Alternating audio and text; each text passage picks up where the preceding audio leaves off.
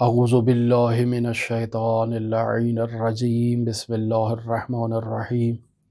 الحمد للہ رب العالمین الصلاة والسلام علی اشرف الانبیاء والمرسلین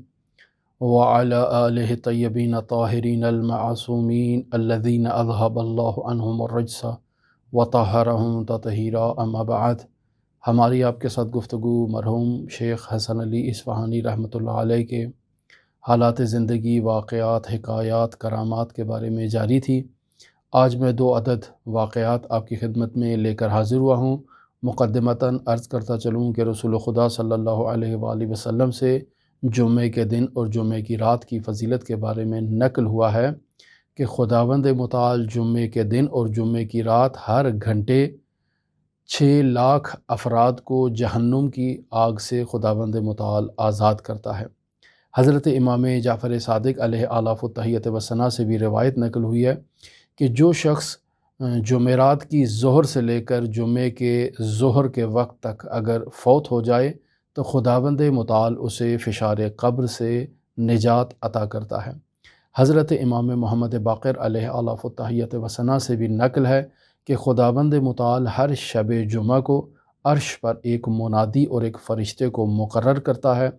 تاکہ وہ باقاعدہ ندا کرے کہ ہے کوئی ایسا مومن جس کا رزق تنگ ہو اور وہ خداوند متعال سے دعا کرے تو خداوند متعال جمعے کے صبح سے پہلے پہلے اس کے رزق میں اضافہ فرما دے۔ ہے کوئی ایسا بیمار جو خداوند متعال سے جمعے کے دن صبح سے پہلے پہلے دعا کرے تو خداوند متعال اسے شفا عطا کرے۔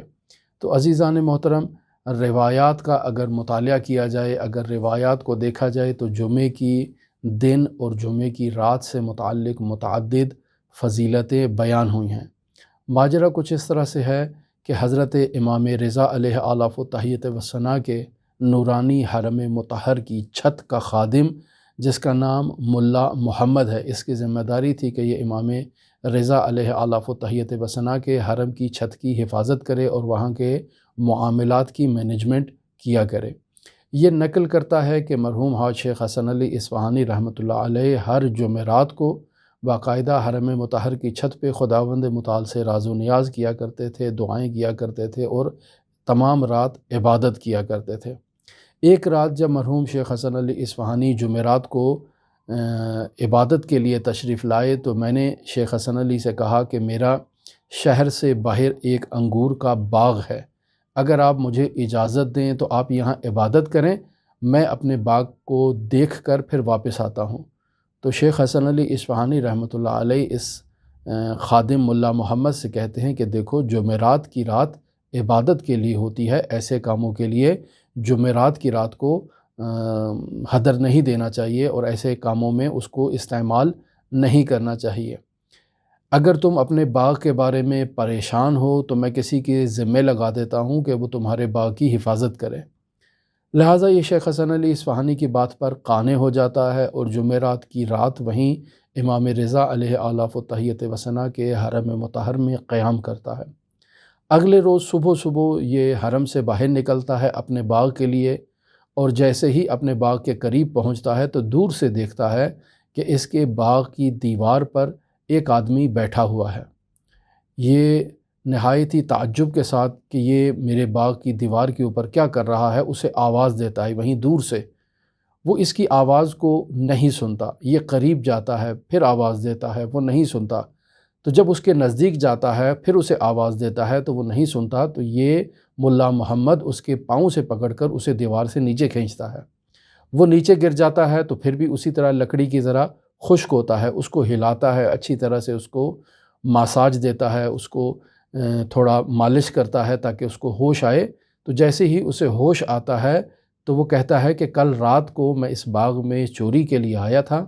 جیسے ہی میں دیوار پر چڑھا ہوں تو ایک سیاہ رنگ کی بلی میرے سامنے آئی ہے اور اس نے ایسی خوفناک قسم کی چیخ میرے سامنے نکالی ہے کہ جس سے میں کل رات سے یہاں بالکل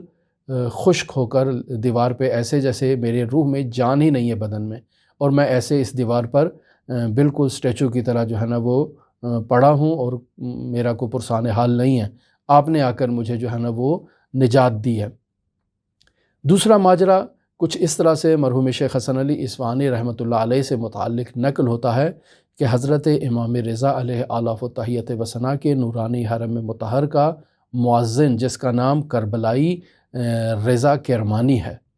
یہ شخص کہتا ہے کہ میری روٹین ہوا کرتی تھی کہ میں ہر روز مرحوم شیخ حسن علی اصفہانی رحمۃ اللہ علیہ کی قبر پہ جاتا تھا اور جا کر مرحوم شیخ رحمۃ اللہ علیہ کے لیے حمد اور 3 مرتبہ سورہ اخلاص کی تلاوت کیا کرتا تھا۔ یہ میری روٹین ہوا کرتی تھی ہر روز کی۔